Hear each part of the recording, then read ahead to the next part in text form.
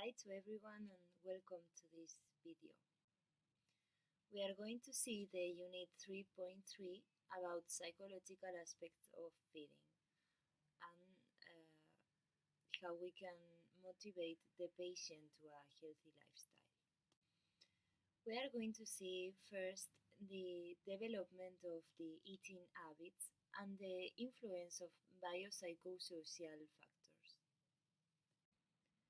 Eating behavior is defined as behavior related to eating habits, the selection and amount of food that is ingested, and culinary preparations given in response to a biological, psychological, and sociocultural motivation.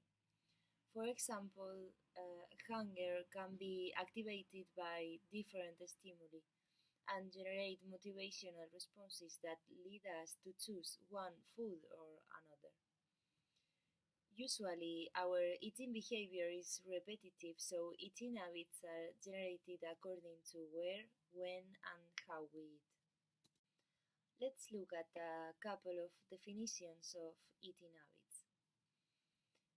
The Spanish Nutrition Federation describes eating habits as conscious, collective, and repetitive behaviors which leads people to select, consume, and use certain foods or diets in response to social and cultural influences.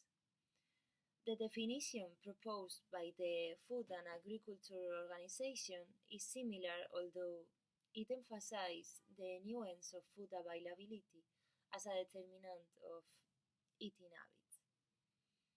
Habits are acquired during childhood and evolve as the person grows and acquires new customs until they are established in adulthood.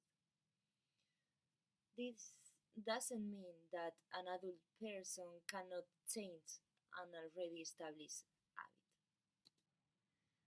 These eating habits are established based on biopsychosocial factors such as motivation, learning, social context, or events related to the moment of the emission of the behavior, like rules. These factors mark the acquisition, establishment, and the maintenance of eating behavior. People with acquired brain injury are susceptible of change in their eating habits, as they often have added factors as a result of disability, such as difficulty managing impulses or dependence. The factors that act on eating habits are many and diverse, but we can classify them into four levels. Sociocultural factors like customs or beauty canon clearly mark what we choose to eat, as well as economic factors or those that depend on the environment. Let's focus on the psychological aspects. Here are some clear examples of different psychological aspects that will influence the way we look and feed ourselves.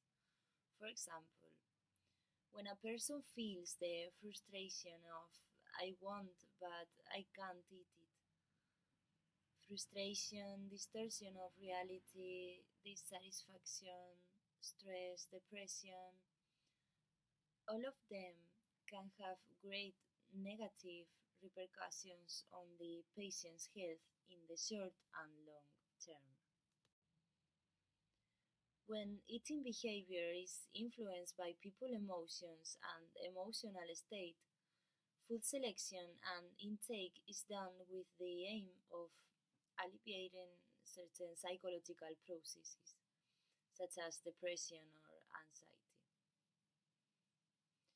As we can see in many movies, as someone who is sad, he spends the afternoon sitting eating ice cream without stopping crying. Thank you